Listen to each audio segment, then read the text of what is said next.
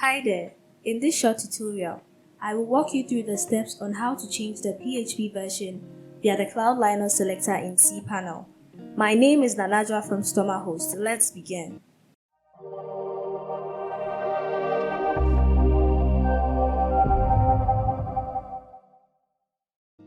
Log into your cPanel. Scroll down and click on Select PHP version under the software section. This takes you to the PHP Selector page.